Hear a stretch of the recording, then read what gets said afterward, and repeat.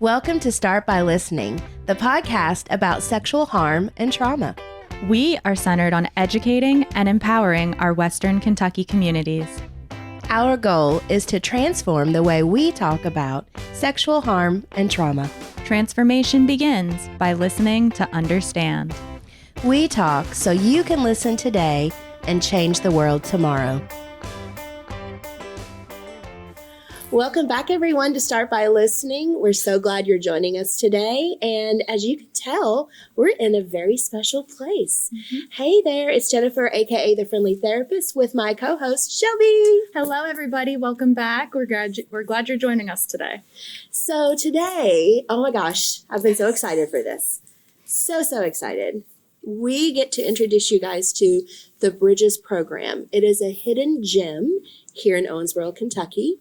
And we have with us the amazing Misty and Rick. They are a husband-wife team duo here with all of these beautiful horses. So I'm going to let them introduce themselves to you. Welcome, guys, to Start By Listening. Thanks for being here. Thank you. It's good to have you. Yes. Yeah, tell us a little bit about yourself, how you got to working with horses and how this came to be. As a child, my grandfather always saw to it we had something to ride. He worked at the stockyards, and every spring he would buy 3 or 4 horses, and every fall he would sell them. And we never knew what we were going to get, whether they were broke, whether they were green, whether they were wild. We didn't know. And as a young man, he had seen a man get knocked off his horse, and his foot was hung in the stirrup, and it drugged the man to death. Oh, my. So we never got to ride with the saddle. All we got to ride was just back in the day, was a little old feed sack we put on their back, and we swing up on them and take off and go. Yeah. So that's how I learned to ride. I don't ride pretty. It's not something you want to see on video, but I tend to stay on. Yeah. Fast forward a few years, life happened, got away from horses. About 10 or 12 years ago, I met Misty, and we, through a mutual friend, we were riding together for a while, and I asked her what she did for a living, and she told me, and I thought to myself, this chick's nuts. She's just nuts. Using horses for this, not horse. You know, to me, they were stock animals. Mm-hmm. They were farm animals. Yeah.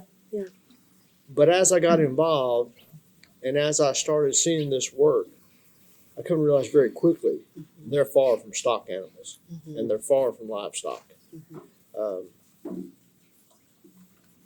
very fortunate in the fact that I was able to retire and work with Misty full time. I left a job that paid well. It had benefits. Climate controlled environment. Had weekends, holidays, vacations. And now I get to work for nothing. I put in 60, 70 hours a week. I have no paycheck. I have no benefits. I work in a 30-degree barn for the whole time. You know, life's good. Yeah. Life is good. That's all I got to say about that. And who is this in front of us? Oh, this is Patsy. She is new to our barn. She came from a local rescue. She had been in Virginia working in a therapy program for 5 years.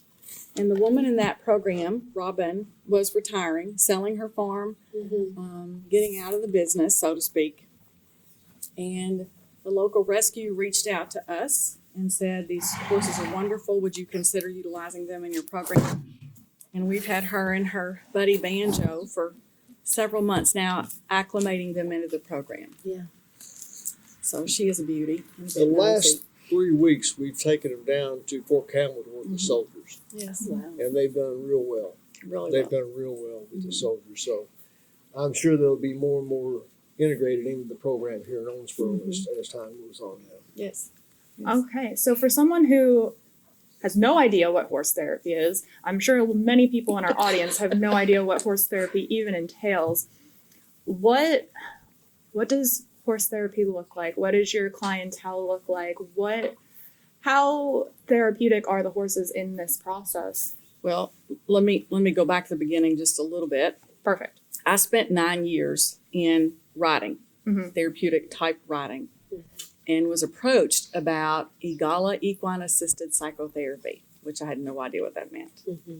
I'm in a room with about 8 or 9 other people. They'd showed a video. It was very moving. And as they went around the room and everybody's like, I'm in. In my head, I'm thinking, I don't want to be in this. I don't know. Mm-hmm. I don't have time for that. Yeah. But peer pressure, I said Okay. yes. My friend Beth Kuchenruther and I got some grant monies together and went to our first training in Versailles, Kentucky, under the Eagala Model. By lunch on the first day, I said, this is not what horse people do. Mm-hmm. I don't understand what they're doing. I'm not smart enough to do what they do. I need to go. But I'm no quitter. Okay. So I got my certification in the summer of 2007 and started our first clients in June of 2008. Wow. I inherited a love of horses from my mother. That is her legacy. I think I came out of the womb with that. How horses are therapeutic.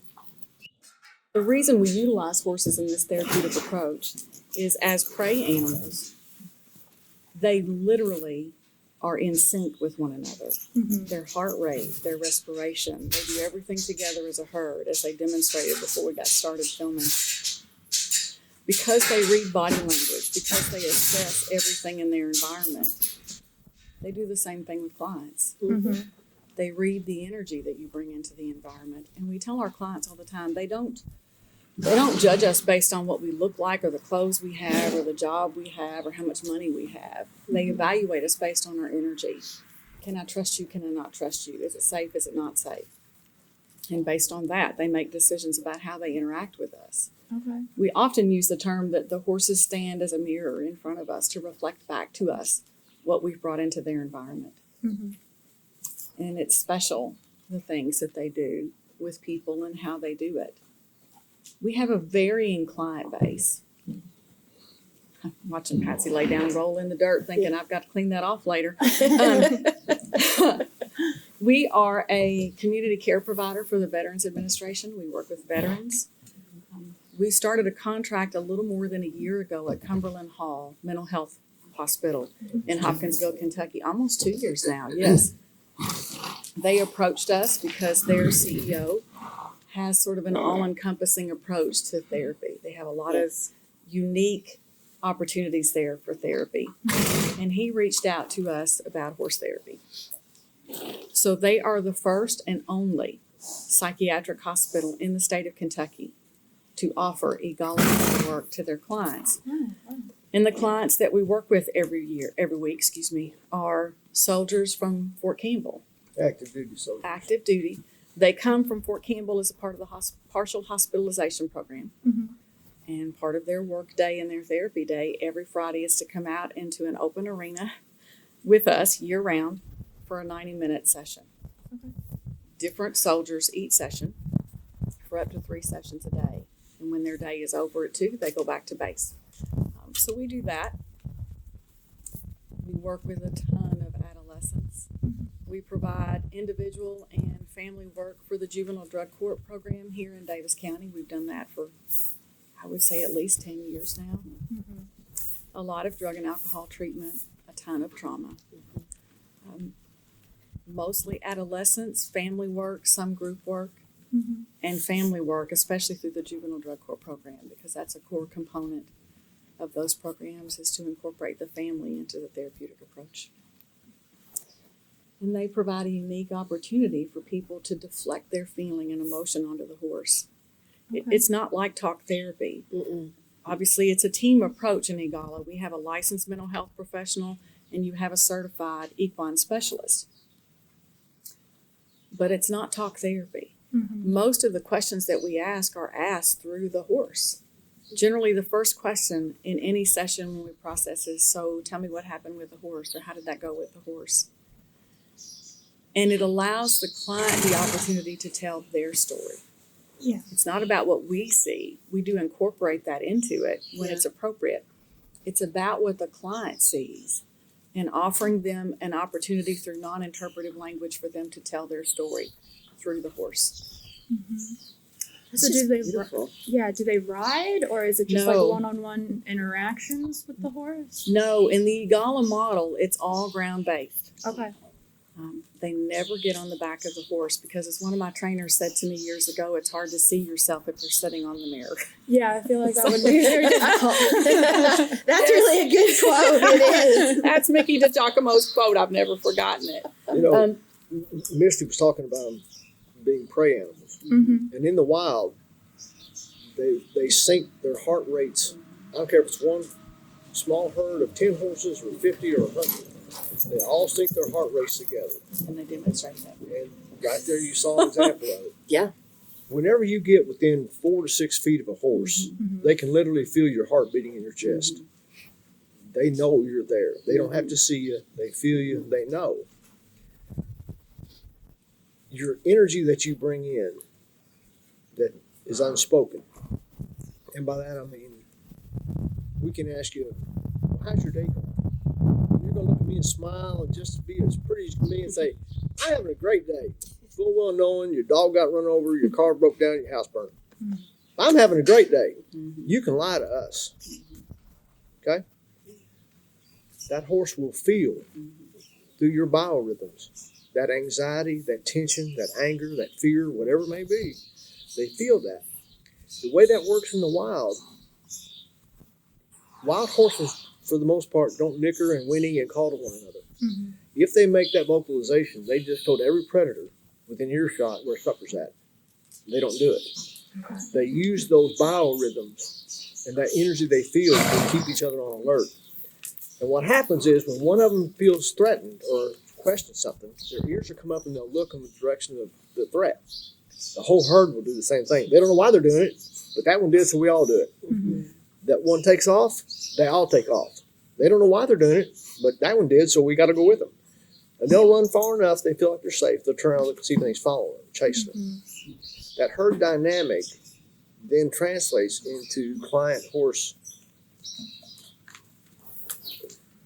therapy. I don't know what I'm looking for, but when that client comes into that arena, that horse will pick up on the unspoken. And that's why this works. Yeah, when I first, like I said, I first started talking to Misty, I thought, oh, she's out there. It's I've seen it work time and time and time again. Things that are, a lot of times therapists, when they reach a wall with the client in talk therapy, will bring that client out here. And there's something about that horse that will let that wall drop, and you're able to get to the root of the problem much quicker than you ever will in a sterile office environment. In the Eagala Model, we have 4 standards, and that is client-focused, there's a team approach, ground-based, and an ethics that we operate by and abide by. Just like in here for this today, in a session with a client, the horses are loose moving around. Okay. We even take the halter off. Today we left their halter on, but we even take the halter off. That way the horse gets to choose. Do I want to approach? Do I need to step away? And it just creates this very natural environment that a horse can function in and just be a horse. I believe riding is extremely therapeutic. And we do have a component of therapeutic horsemanship that we do, where maybe 5% of our riders, maybe 5%? 5% of the clients ride? Yeah. May sit on the back of a horse at some point. Maybe. Maybe.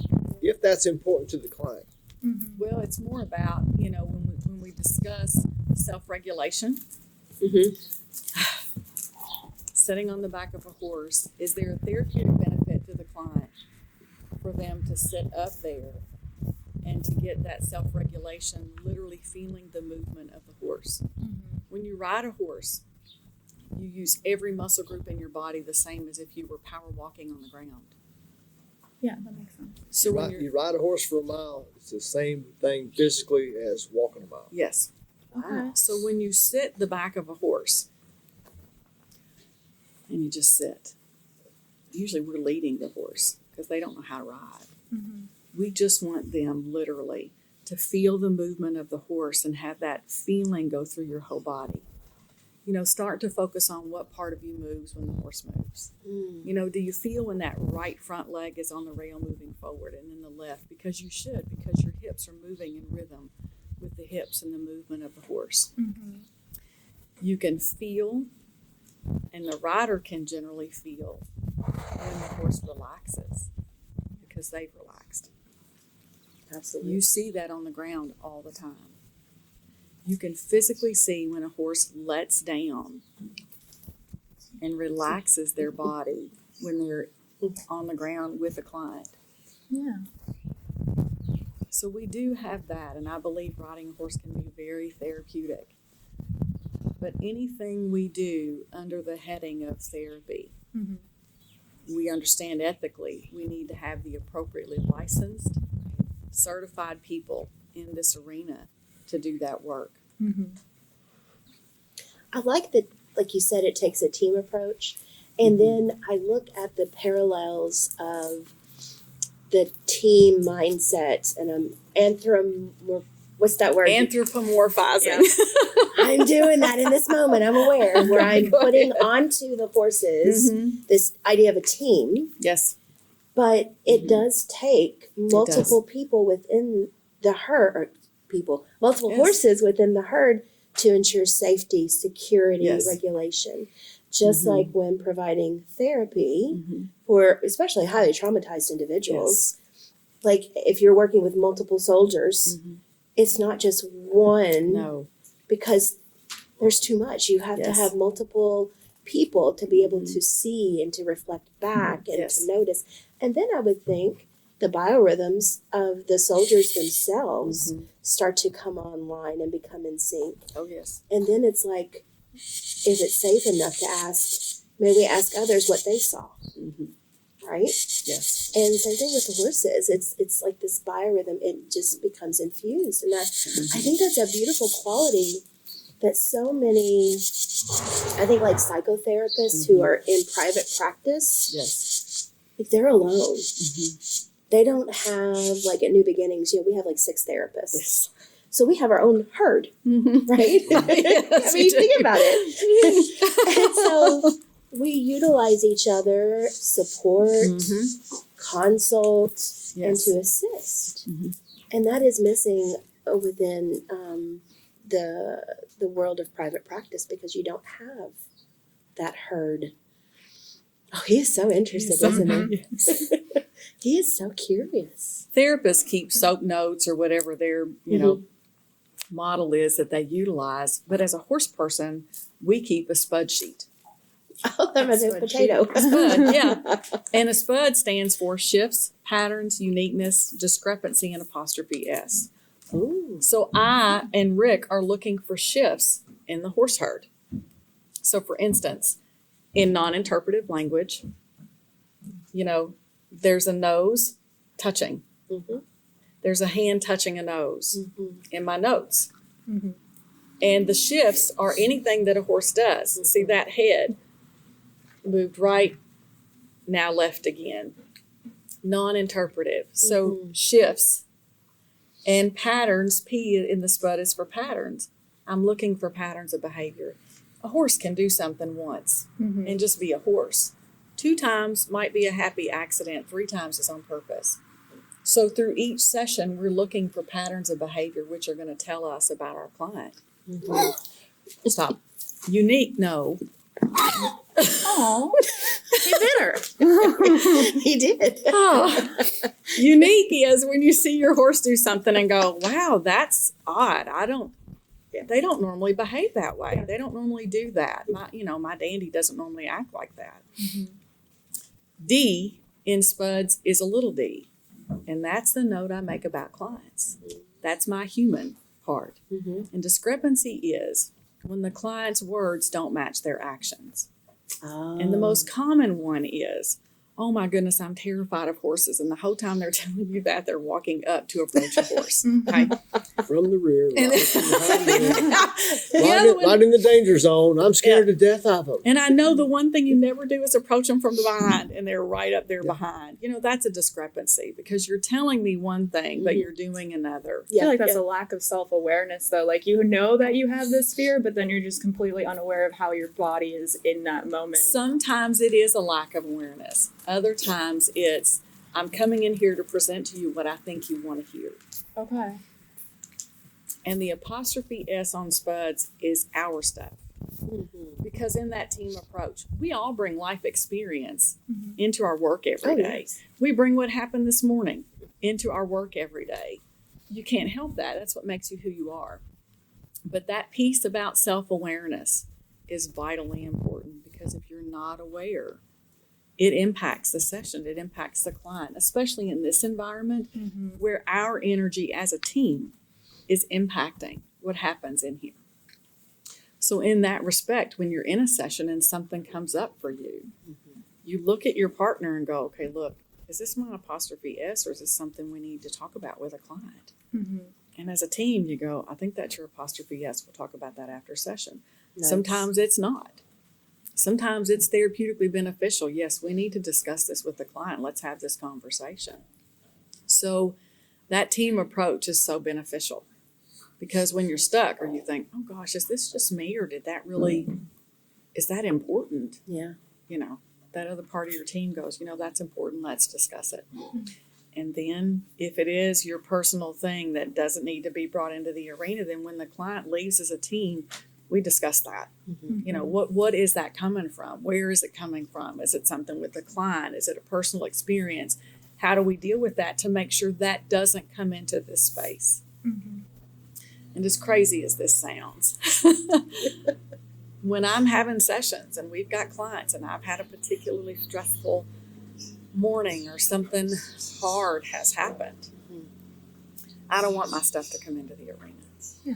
I will make it a point to go through every horse I'm going to use and go, look, my stomach is through the roof today. My heart is racing. I'm very upset. This is what happens.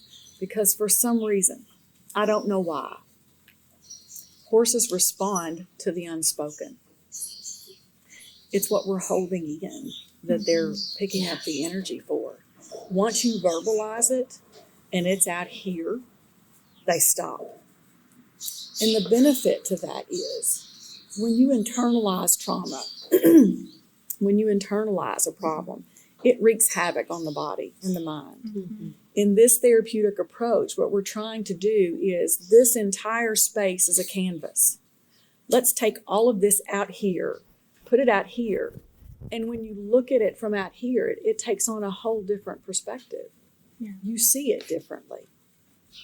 And the minute you verbalize it, a horse stops responding to it because now everybody knows, which is a strange thing to say. And I'll give you an example. The therapist and the team members, of course, we're in the arena the whole time with a client, but we try to stay out of the way. We're over in a corner, we're someplace else. We will move strategically if we need to make sure we can see, obviously, everything that's happening. But I had a family in an arena many years ago with a therapist, and one of the parents stepped outside of the arena behind the wall. And in that arena, we had a big door that closed that led back to the stalls. And the other parent and the child were in the arena trying to do the exercise, and one of the horses went to the exit door and nudged it. Oh, wow. And then he nudged it again.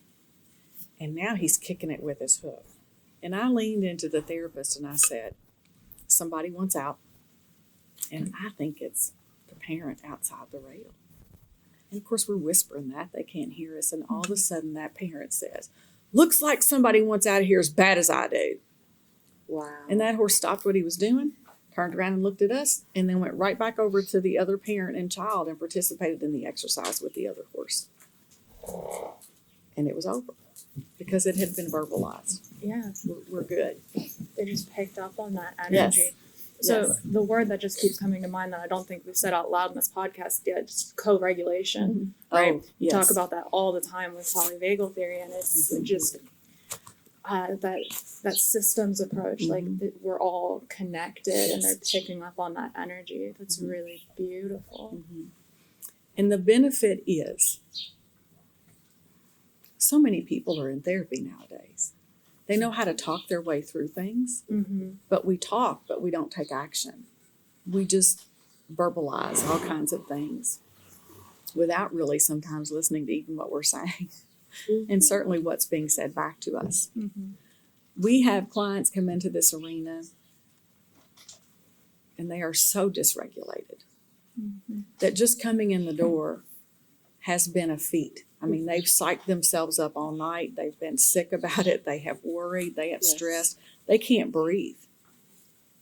And we will bring them into the arena, tie a horse off. This is one of those situations, halter, lead rope, tie them off on the rail and say, here's a brush.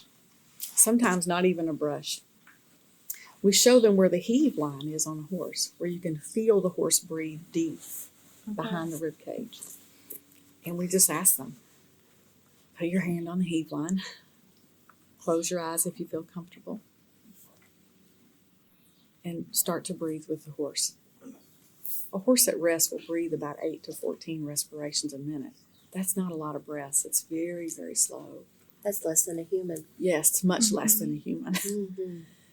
And they start to self-regulate with the horse. Oh, wow. And once they start to be able to catch their breath, and then you start to talk about, okay, what do you hear? I hear horses munching hay. I hear a bird. I hear an airplane, And then you start to bring them back to the present. They're grounding. Yeah. And here we are. And from there, a week or 2 or 3 or 4, then we can start to bring this horse in and start to deal with what else we need to get to. Because the client has started to learn that self-regulation with the horse. Wow. They are amazing at that. That's magic, like the word magical. Yes. I know. Like, and there's so much symbolism, right? And so much beauty of a horse just in its physical form, and the eyes are so soulful. A lot of people talk about that as they do, like an elephant's eyes, right? It's like you're peering into a soul. I'm going to ask a question I have never asked on a podcast before. Okay. Which is, Oh, no. I know, Okay. that was a good question. It came to me. Okay.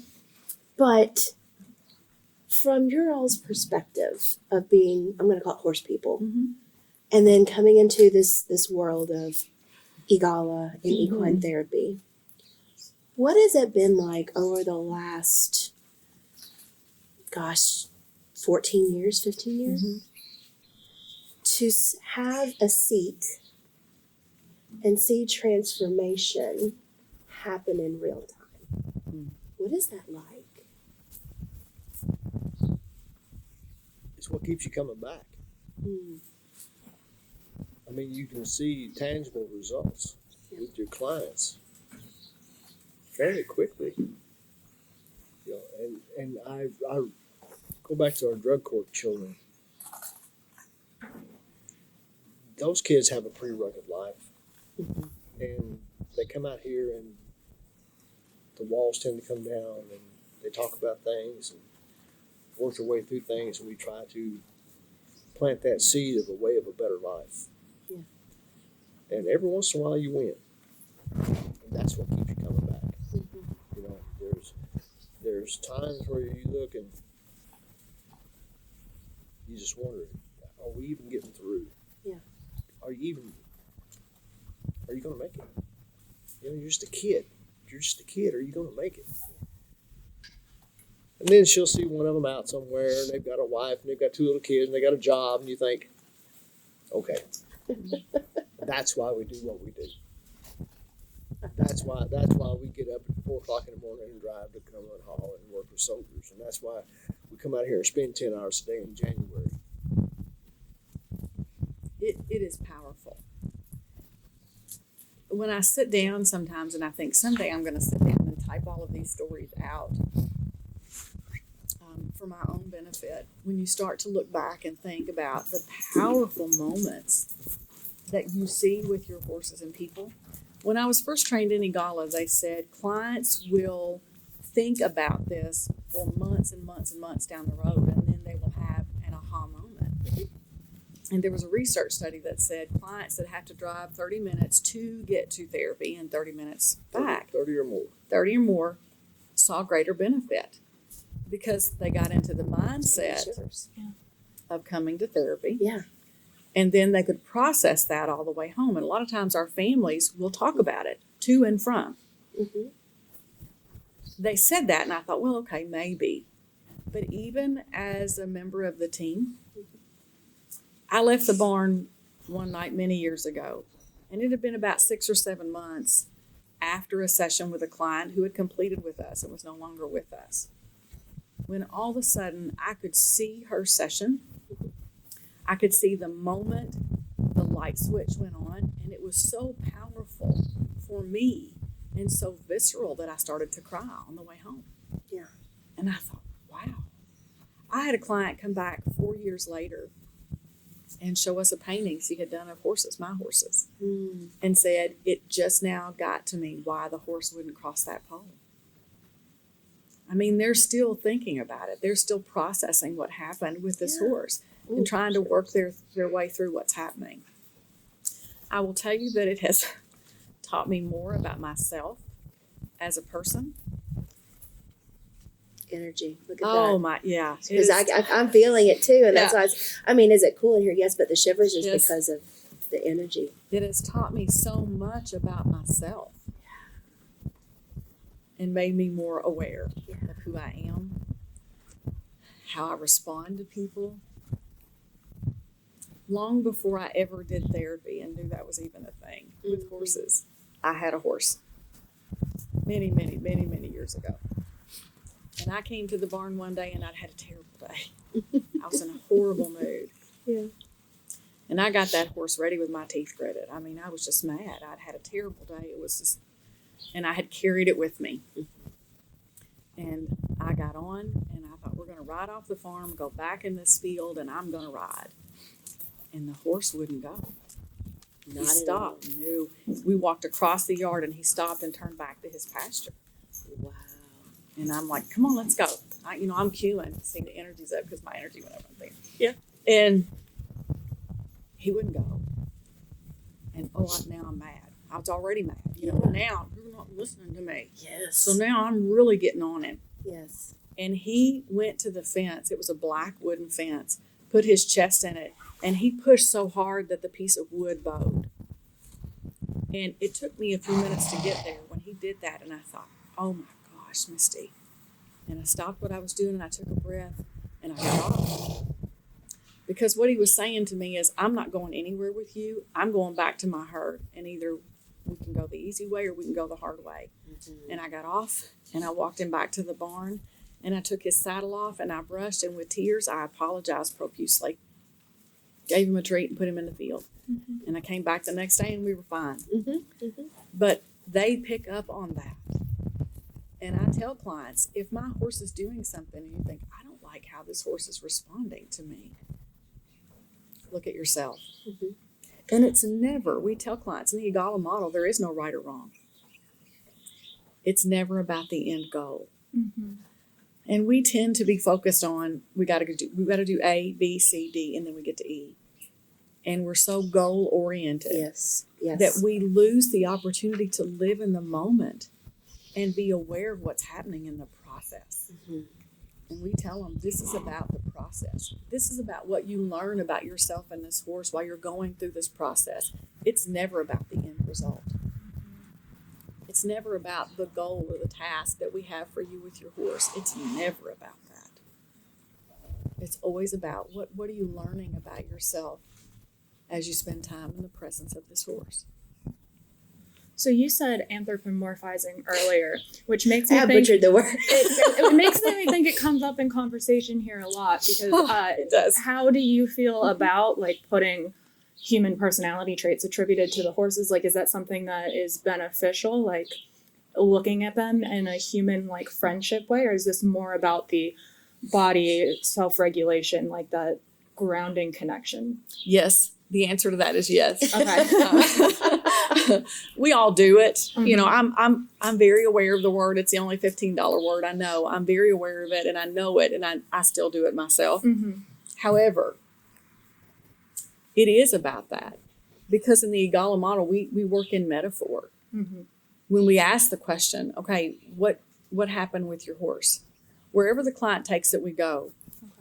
And oftentimes our clients don't even know the name of their horse. Mhm. So that horse can become to them whatever they need it to be. So for instance, if this horse represents my relationship with my mom, then every time we speak of this horse in the arena, it's mom. Okay. If this horse represents drugs, Patsy is drugs, then forever that horse is drugs in their session until they change that. Mhm. So we do anthropomorphize a bit, Mm-hmm. because you do see their little personalities, and you know, we do that. And yet at the same time, it's important for us as horse people, more so than anybody else, Mm-hmm. to be aware always that this is a prey animal with a wild mindset. You know, it's tame. However, that instinct will never leave them, Yeah. and we need to view them through the lens of a horse. We don't want to take away from the power and the majesty of this animal by trying to give it human characteristics. Mm-hmm. We need it to be who it is. And In it's the interesting to watch, because as the client, what's that word? Anthropomorphizes. There you go. As the client does that, it's interesting to watch their interpretation of what the horse is doing. Mm-hmm. You know, a lot of times, Misty tells a story all the time about the client who the horse kept nipping and biting, nipping and biting, nipping and biting. Really, Mm-hmm. to the point where we're going to have to intervene. We did. And you step up to him, what's going on with your horse? This horse loves me. This horse wants to get close to me. It's trying to connect with me. The lady was suffering severe trauma from being physically abused. In her mind, this horse, while hurting her, was loving her. Does that make sense? Oh yeah. it That- does. So That's in her mind, powerful. Mm-hmm. that for more whatever that word is. Anthropomorphizing. So you watch. It's interesting how a client interprets Mm-hmm. the horse's behavior into human characteristics. Mm-hmm. Sometimes it's right, sometimes it's wrong, but it's always insightful. Yes. And my old redneck way of looking at things, you know, they're horses. Mm-hmm. Okay, they do horse stuff. They're always going to do horse stuff. But the horse is so intelligent. We don't give them credit. When I was a young man, it was thought that the horse was one of the dumbest animals on the farm. There was pigs, cows, horses. Pigs were the smartest. Cattle were next. And horses were so stupid they'll run back in a burning barn. That I heard is that. interesting. And they do. But come to find out, as research has gone through time, horses actually are extremely intelligent. Mm-hmm. They have, for lack of a better term, a photographic memory. And think about a horse in the wild. Why is that important? They have to know where every water hole, every food source, they have to know where they are in relationship to each of those places to be able to survive throughout, especially the harsh winter months. And research has shown that a horse can learn up to 500 words. They have a vocabulary that's almost as large as ours. Holy cow. So while they may not understand the true meaning of the word, they understand the inflection of your voice and what you're asking them to do. Energy. So, Misty, we're yin and yang. She's the horse whisperer, and I'm a little redneck grabs hold up and say, "You behave now." So, as those things go together, it's been interesting to watch how clients interpret horse behavior into human traits. It truly is. And the power of the client telling their own story. That client was in a group of people, and we never, unless again it's a therapeutic benefit, if we have to make an intervention due to safety, we never let the client know that, unless there's a therapeutic benefit to the client knowing. And with these two horses, There were 2 horses and 6 clients in the arena and my team. The horse was aggressive. He had his ears pinned. He didn't want her near his horse herd. He didn't want her near him. And we literally stepped between them. Now, she had no idea that's what we did. We just said, hey, can we stop just a minute and process what's going on? And as she talked about what the horse was doing, we knew she had a traumatic brain injury, but the traumatic brain injury was from domestic violence. So then it made sense why the horse responded to her the way that he did. Yeah. We had another young client that walked in the back of the barn into a round pen, and it wasn't even one of our horses. It was a horse that belonged to a gentleman on the farm. It was a show horse, 3-year-old, little colt, gelding at that point, and he kept nipping at her. And she kept putting her hands up there, and he's nipping. And we didn't even have to say anything. She came with an outside therapist that brought her to us. And the therapist commented on, this is what you do in every relationship. You view pain as love. And she acknowledged that's normally how that worked for her. So if I had approached my client and said, oh my gosh, this horse has its ears pinned at you and it's being aggressive, I would have completely cut off that client's ability to tell her story because I would have interpreted what was happening for her. Instead, you walk up and say, so what's going on with your horse? And wherever the client takes it, that's where you go. To this day, that woman never knows that horse was aggressive with her. But she talked her way through it. So it's interesting. It's a fine line. You know, we love these horses so much, and we know all their own little personalities and who's got to do what almost before they do it. So you do tend to anthropomorphize them just a little bit. But at the same time, you want to preserve the majesty and the power of who they are as a horse, not just as a horse that I see through the lens of my humanity. So do you get the opportunity to see those relationships change over time? Like, do people come back for multiple sessions, or is this just kind of like a one-time thing? And you say that they put characteristics on it, like this is mom or this is drugs, and then that relationship changes. So I'm assuming that their interactions with the horse change, but the story that horse plays, what's it like seeing that in real time? It is, I hate to use this word over and over, but it's so powerful. It is profound to see how that shifts over time. To watch them come in apprehensive, and again, so many times adults in particular, not adolescents. Adolescents are just blunt. They'll just tell you the truth. I love working with adolescents because they'll just tell you. But adults come in and they are concerned about how people view them and how we see them and all of those things. What they don't realize is we're not looking at you that way. I'm watching the horse. Rick is watching the horse. You can tell when the light bulb goes off for a client. And that is an amazing moment to see.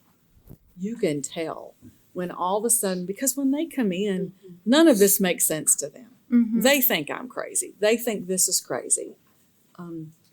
They've heard about it. Some of them have been in treatment facilities in other parts of the country where this approach is utilized, and they specifically asked to come here for aftercare. But so many people don't really know what this is. And they come in and they think we're crazy. You know, what am I doing out here in the middle of this arena, this horse running around like a crazy person?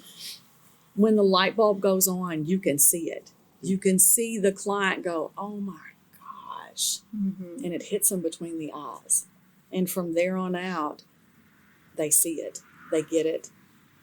They tell their own story. That's when that wall they have up comes tumbling down. Yes. I mean, it tumbles. It's not like it's one brick at a time. It's down. It's interesting to watch. It's an interesting dynamic when that all comes together. Many, many, many years ago, I had a group coming from a group home setting. And I believed when I started this that I had to get horses in the barn. They had to be brushed. They had to be groomed. They had to look perfect. I had a plan for everything. As a horse person, I'm part of the person that puts the exercises with the horses together based on the treatment plan from the therapist. everything has to go correctly, Mm-hmm. which is not possible when you're working with 1,000-pound animals and human beings. But I believed that I could control all of that. And I got up on the hill to get horses, and something, don't know what, had pushed horses through an electric fence. So I have 2 minis trapped inside. They will not come near the fence because they've been shocked. The fence is down on the ground. It's ticking. You can hear it. I'm thinking, oh my gosh, people are, I've got clients. What am I going to do? And before I could formulate a plan and figure anything out except to shut the electric fence off, I hear voices. And the therapist is coming up the hill with the clients. There's 6 of them, and now I don't know what to do. And I pulled the therapist aside, and she said, well, just tell them what's going on. I said, okay, look, this is what's happened. Something has forced them through the fence. The fence was down. They've obviously been touched by the electric, and now they're terrified. They won't go through it. And they start to ask questions. And I said, no, they've had something bad happen to them this morning. And while they're horses, yes. However, they don't forget when bad things happen to them either.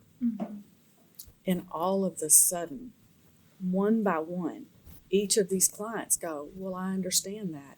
And they start sharing their stories. And I thought, oh my gosh, I can't, I had sunglasses on, which was good because I thought, oh, it was emotional. It was visceral. Yeah. And so when they finished telling their stories of horrible trauma and sexual abuse, they said, well, can we try? Thank you. I'm like, yeah, the halters and lead ropes are right there with, the fence is off. And we just stood back. And that group of children got halters on both of those horses,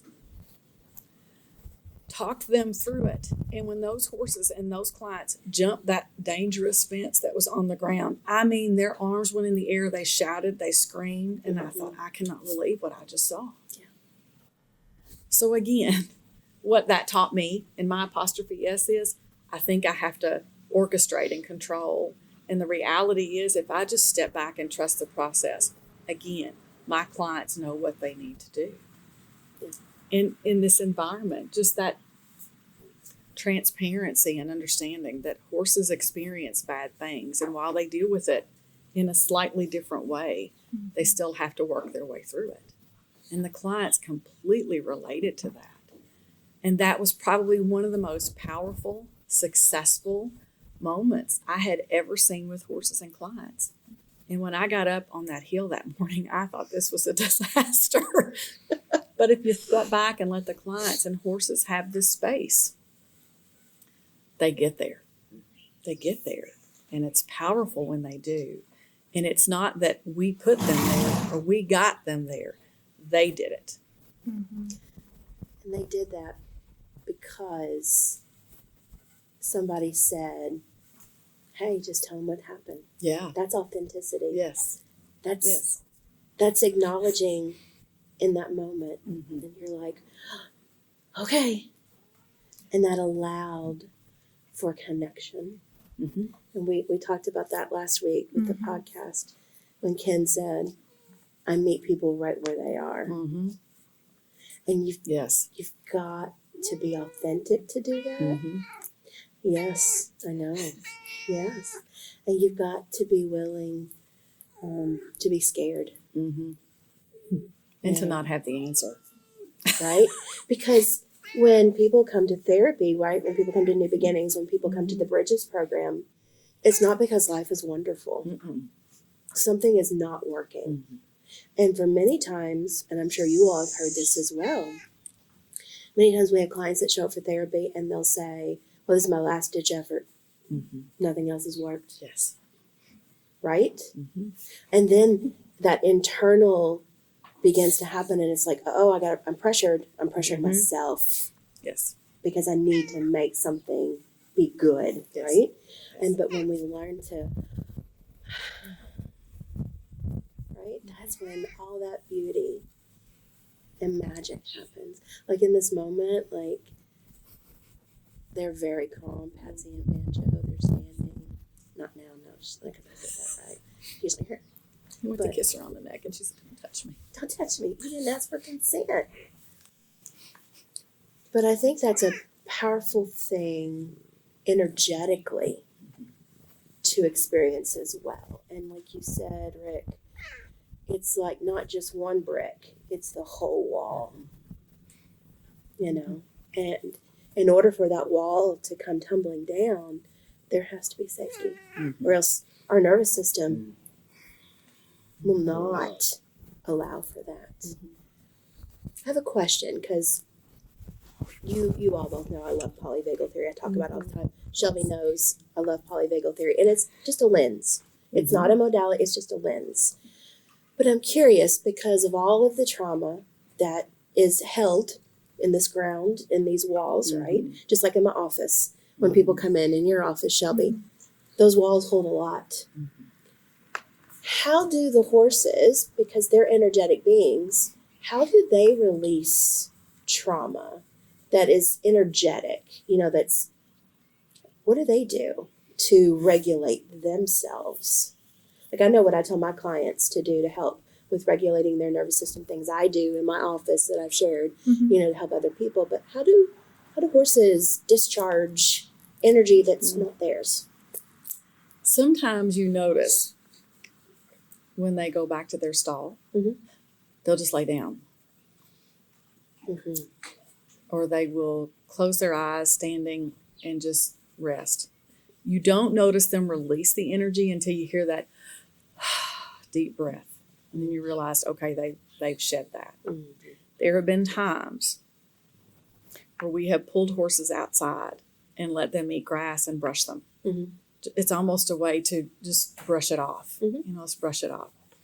You notice them go out into the pasture and run and run and run for several minutes. And then stop and get a big drink like they need to refresh themselves. Yeah. And sometimes even in here, when a client walks out, they will run and run and run. And then you feel them take that, you hear them and feel that deep breath happen. And they just relax and let it out. I had a horse once with a client, and their energy was so intense that when the session was over and the client walked out, I saw that horse for about 15 minutes, could not be touched. She could not be touched. When you went to approach her, she would pin her ears and nip at you like, oh, and then she would realize it was you and go, oh, okay, but no, give me a minute. 15 minutes. That's a long time. Yes, it was. It's the longest I've ever seen a horse go with that, to carry that with them. But literally, when that person came into the arena, and I had never had that experience before, I was shaking. I didn't know why, but I had that experience. But it took Chessie probably 15 minutes. And she went and stood in the corner of the arena with her face in the corner and just stood there. And initially I went to approach to put her in her stall. And again, she's like, wait, don't touch me. I mean, pinned her ears at me like, I mean it. And so I just stepped back and waited. And I would give her a few minutes and try again. She's like, not yet. 15 minutes that she stood in the corner with her nose in the corner in the wall and just waited. And after that 15 minutes, I put a halter on her. I rubbed her on the neck and I walked her back to her stall and she started eating and we were done. But 15 minutes. So sometimes it's just a matter of giving them a few minutes in between to decompress or put them back in their stall. It's interesting. You just never know when that's going to happen. The other side of that coin, Misty talked about how when bad things happen, they don't forget, right? Yeah. They don't dwell on them and hold them either. No. If they did, you can never use a horse because everybody's stuff that they bring in here, you drive that horse crazy by the end of the day. Yes. Correct? Yeah. Horses, by their very nature, do not hold on to trauma or injury. They don't show it. Because, think of the herd dynamic. And I'm having a bad day, and I'm feeling sorry for myself, and blah, blah, blah. And I'm standing out here with my head down, the herd walks off a little bit. Go on over there. Next thing you know, the wolves eat me.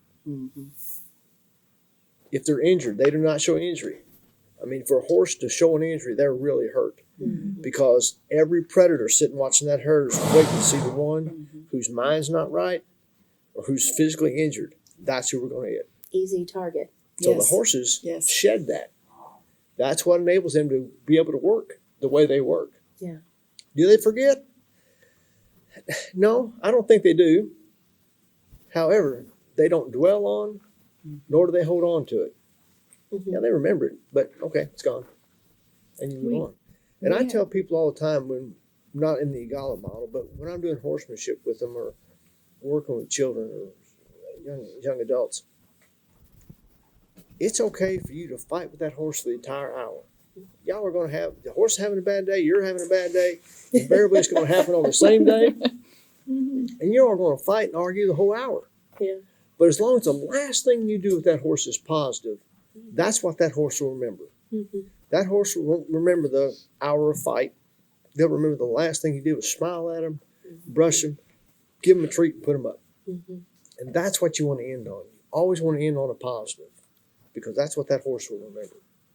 Same with our clients. Mhm.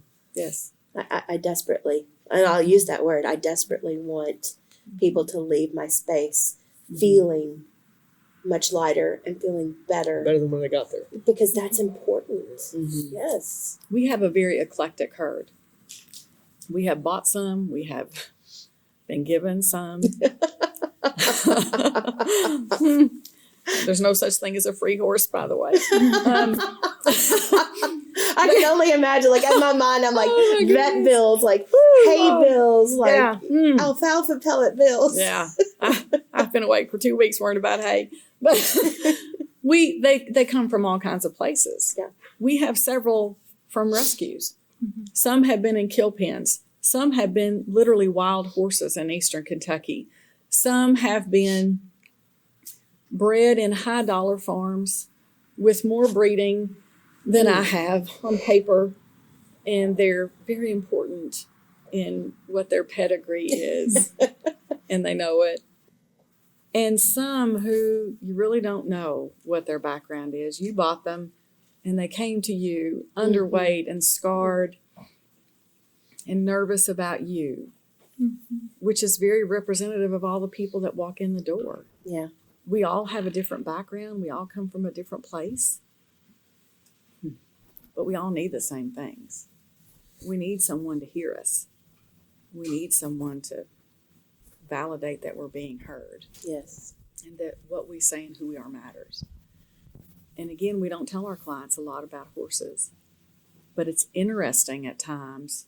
People will choose a horse that when they do finally figure out a little bit more about this horse, they see themselves so much in this horse.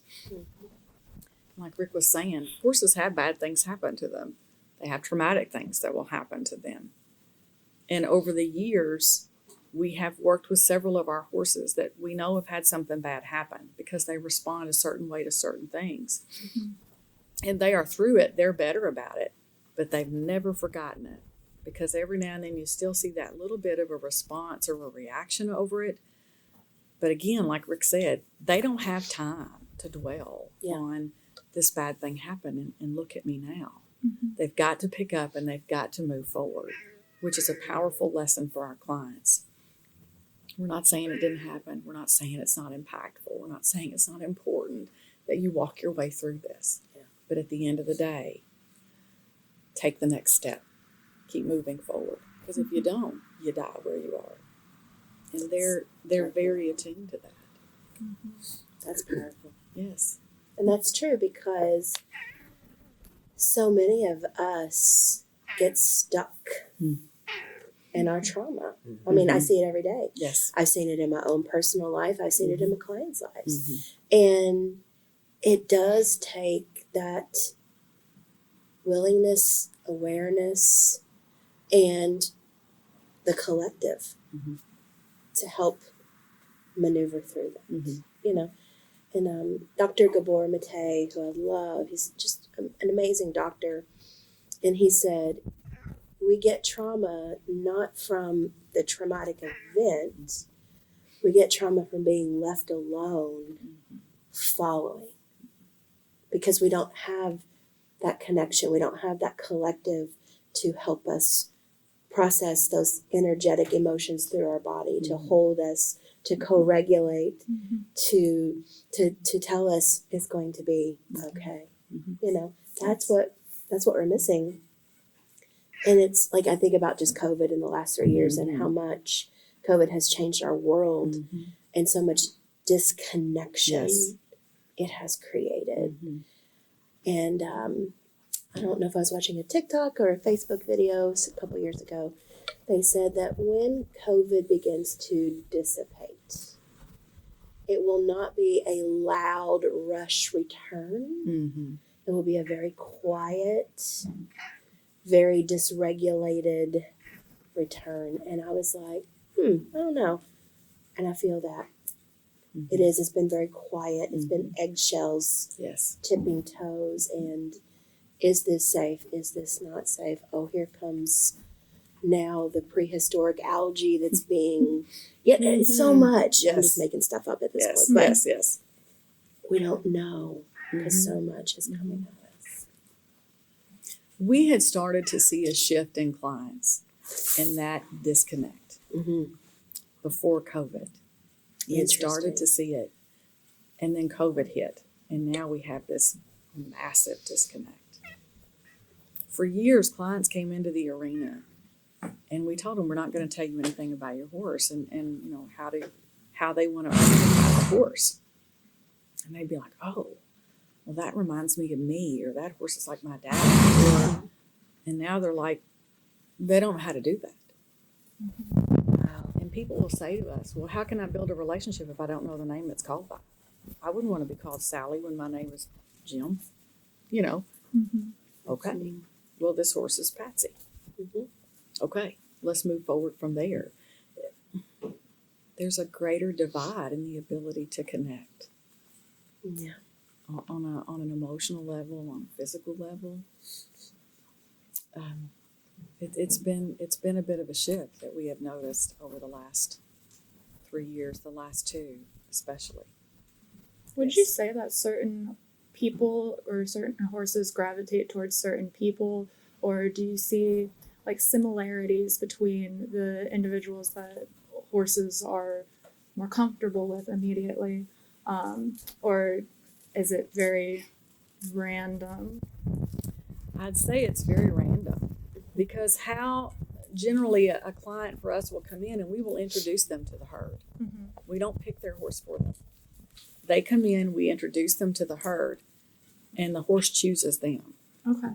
They choose the horse, but the horse chooses them. And it's interesting how clients even will perceive that. Back at times when the weather's nice, we have actually taken them out into a field with a whole herd. And we have a mare on the end over here who's the boss of the herd. Her name is Cheyenne. She's the boss of everybody. And one client said, well, I'm going to choose her because the other horses don't like me. Well, the other horses wouldn't come up to me. She did. What the client didn't know is the other horses were standing back looking at her. They wanted to approach, but Cheyenne's the herd boss. She wouldn't let them. They knew better.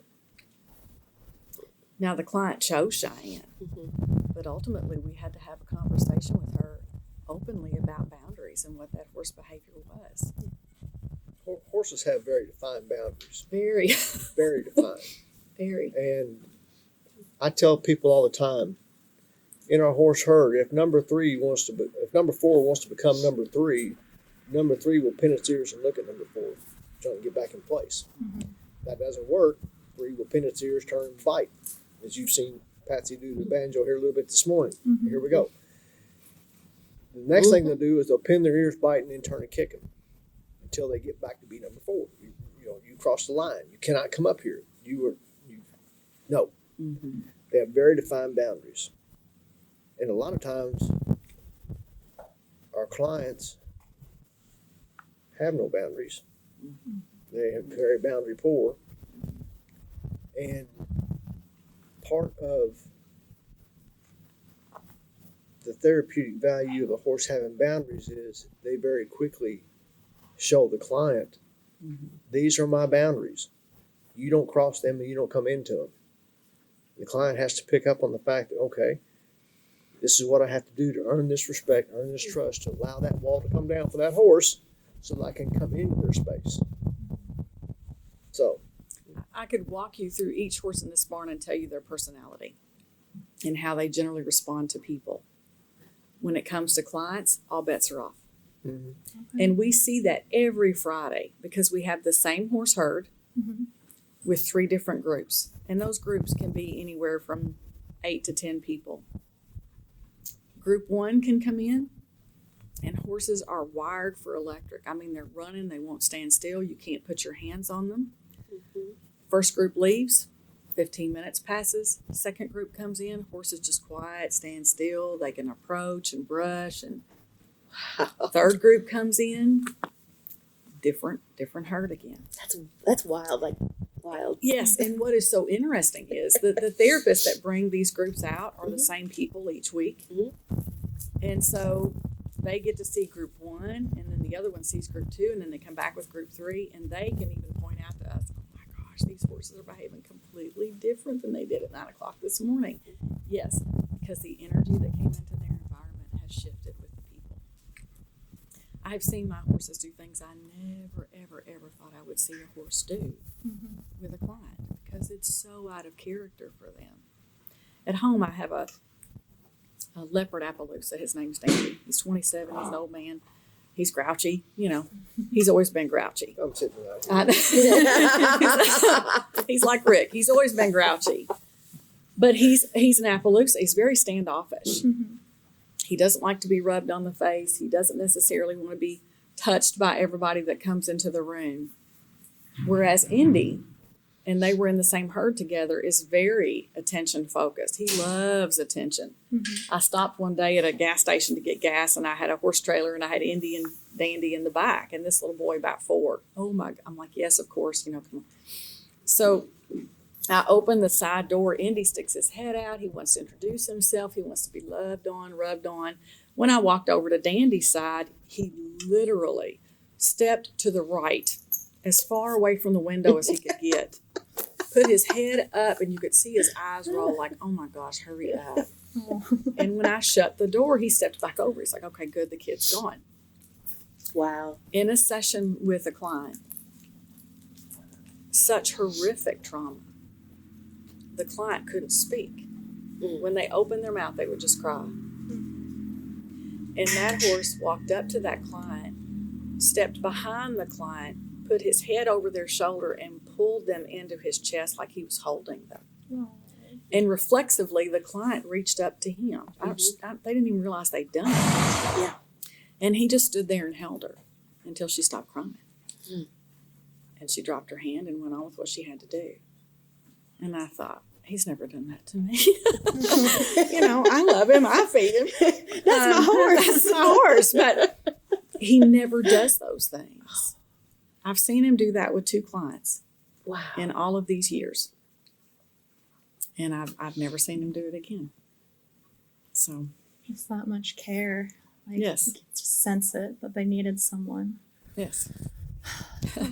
That is beautiful. And just looking at the time, I Oh. hate to Sorry. end this because I'm just having such a amazing, like, oh, this is beautiful. But is there any final thoughts that you would like to share about the Bridges program or about any of your horses?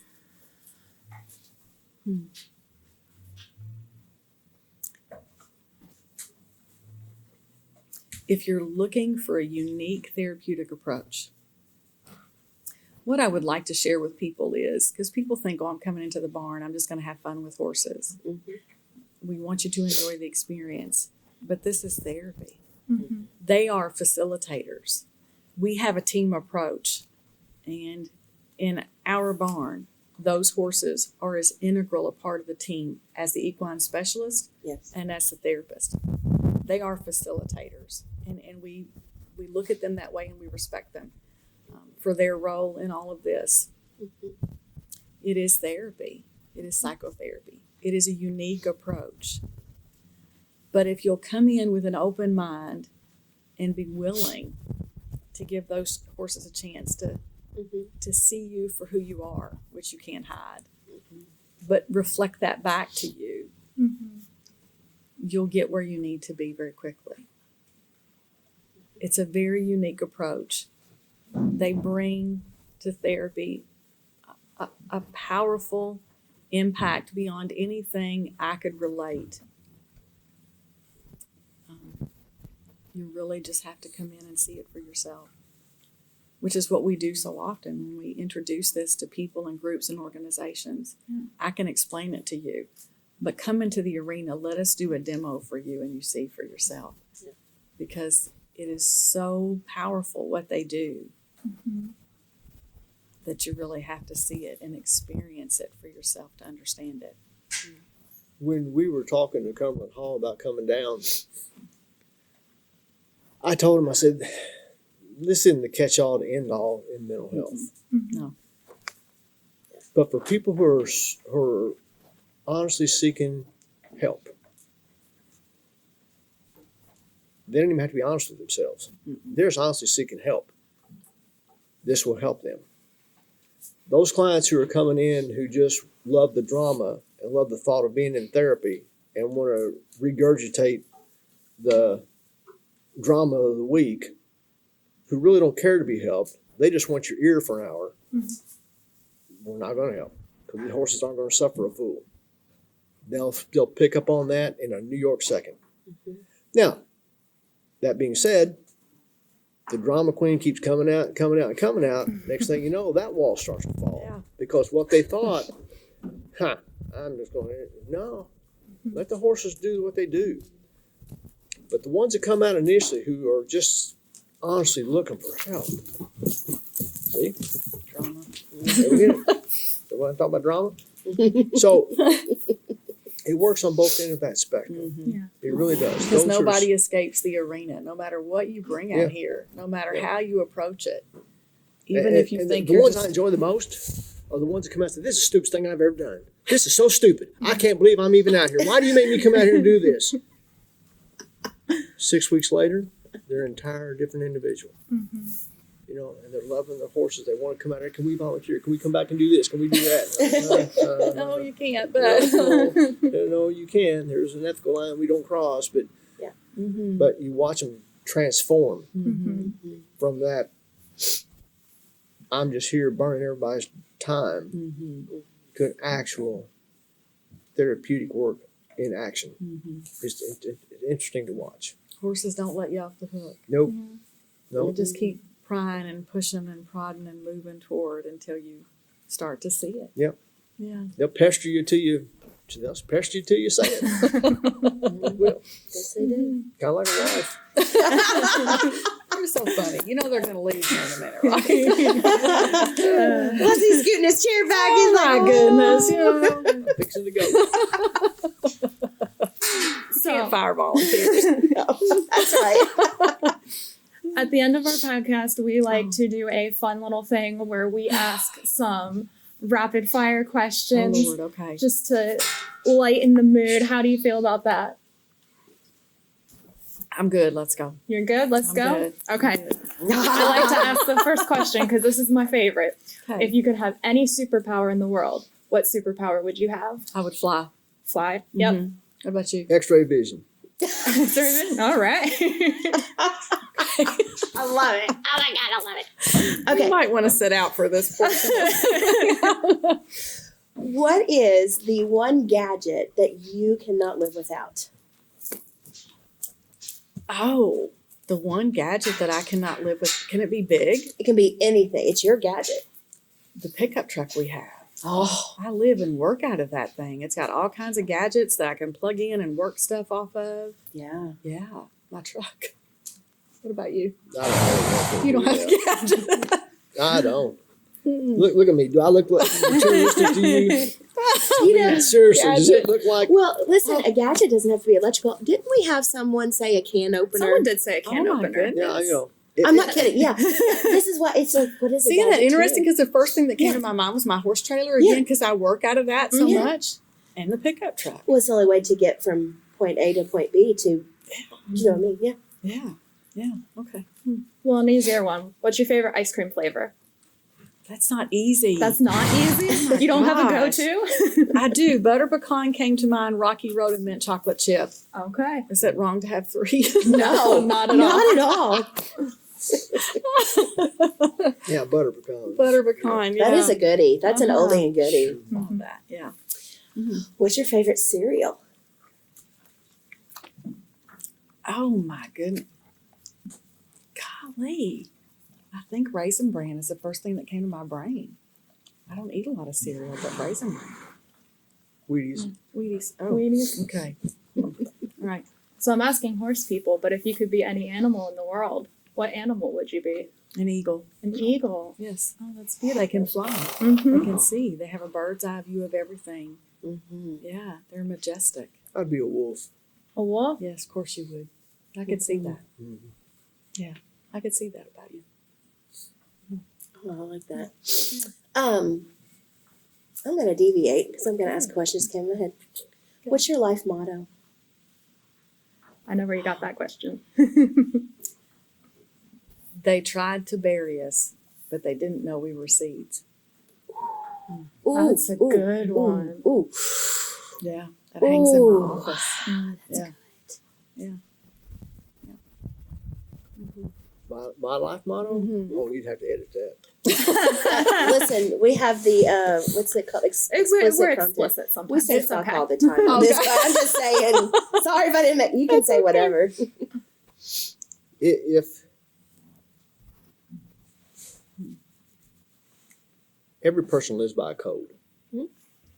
and most people aren't even aware they live by a code, Mhm. but there are certain things that you will do no matter what it costs you, and certain things you will not do no matter what it costs you, and that is your code. Yes.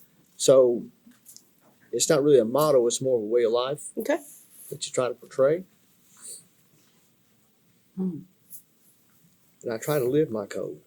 I know what mine is, and I try to live it, and I try to portray it, and I try not to ever fail it.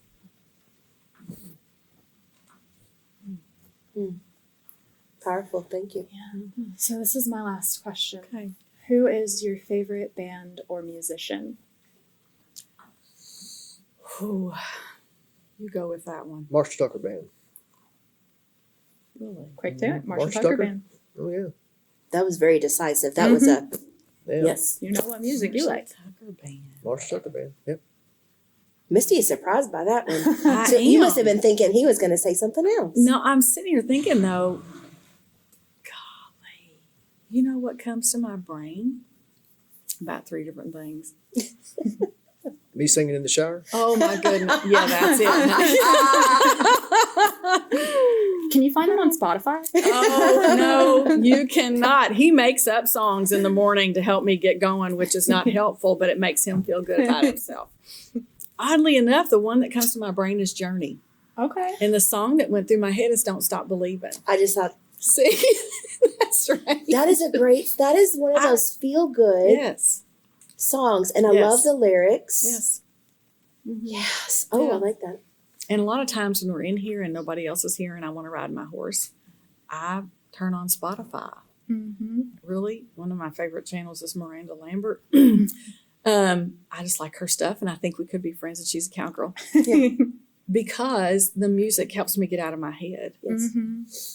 I'm not worried about everything going on. I'm just listening to music and moving with my horse. You're in the present moment. That's what Yes. music does. That's why I like Yes. to ask that question. Yeah, Yeah. yeah, Music is very powerful. yeah. I think Miranda Lambert and I could be BFFs. We just haven't met yet. I say that about a lot of people, don't I? Yeah, a lot of times. She's like, this person's my mentor. They don't know it, but they See? are. Yeah.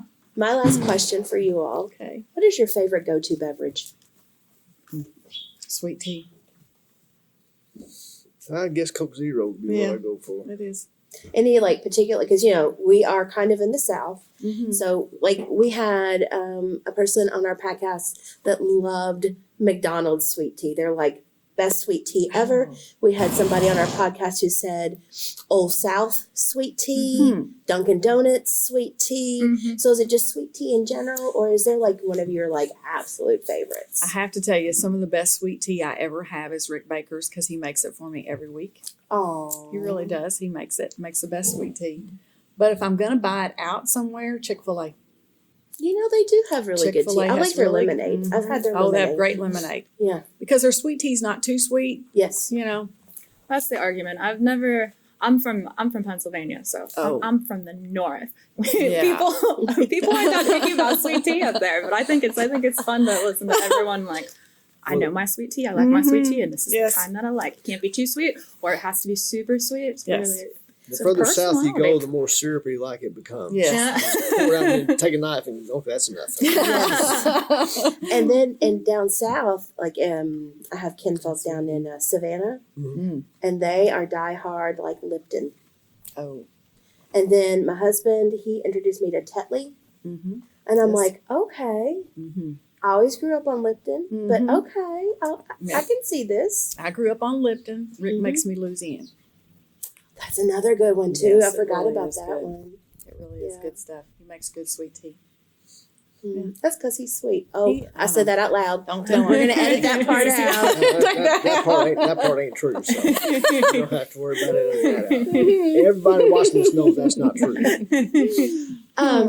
Final, if people want to find you, Mhm. and of course we'll put in the details section, and when we put it on Facebook, I'll put I know y'all have a Facebook page, Yes. and I'll put all your information up. But Okay. how can people find you if they've saw today, they've listened, and they're like, I'm ready for something different? How can they find you? Call me. 270-302-9383. 270-231-3618. We're located on Todd Bridge Road. But everybody just, make a phone call first. We set up an initial appointment to do paperwork and have the therapist do an assessment. Make sure this is an appropriate approach for Yeah. them and put them on the calendar. Do you guys accept insurances? We do not. Okay. We have up until recently. Yeah. But we do not. We are private pay. Okay. We have some contract work that we do. Okay. But no, we do not. How many therapists do you all work with currently? Currently, one. Okay. We have another young person coming on board that has gotten certified and has recently left the Army, honorably discharged, who is a veteran and a young person with a lot of education and a lot of experience Nice. in the Army. Served at Fort Campbell. As a matter of fact, we didn't meet her through Cumberland Hall. We met her through Eagala. Nice. So, yeah, Very cool. we work with Lonnie Lyles at Counseling Connections. He's our primary therapist. Well, Misty and Rick, first off, thank you so much for Appreciate allowing y'all us coming out. Thank to you come so into much. this beautiful space. Yes. Patsy, Banjo, thank you very much Yeah. for allowing us here today. Cheyenne, Annie, Lakota, Chessie, Indy, and Dirty Harry, thank you. Look at that. That's just beautiful. Sweet. We thoroughly enjoyed this. This Oh. is just Well, beautiful. thank Very you all so exciting. much for braving the cold weather with us out here. For I'm all about the cold exposure. It's Oh, good for yes, my you nervous are. system. Oh, my Pretty goodness. nice. Yeah. Whew. So thank Yeah. you. You're welcome. Thank you so So, much. also thank you to all of the amazing listeners out there and people who are watching this. Yes, these horses are huge and they can be scary, and it's a beautiful experience. And just want to let you know that you can change the world tomorrow just by listening today. Thanks. Bye. Bye. Well, we've made it to the end of our episode. We want to thank you for listening. We hope you'll take something you heard today and use it to change the world tomorrow. We wanted to thank our music producer, Seth Hedges, from Uriah Wild Media. His website is in the show description. Also, a big shout out to Rodney Newton, our technical advisor. See you next time. This project was supported by grant number VOCA 2020 Green River 26, awarded through the Kentucky Justice and Public Safety Cabinet by the U.S. Department of Justice. The opinions, findings, conclusions, and recommendations expressed in this program are those of the authors and do not necessarily reflect the views of the Kentucky Justice and Public Safety Cabinet or the U.S. Department of Justice. Thank you.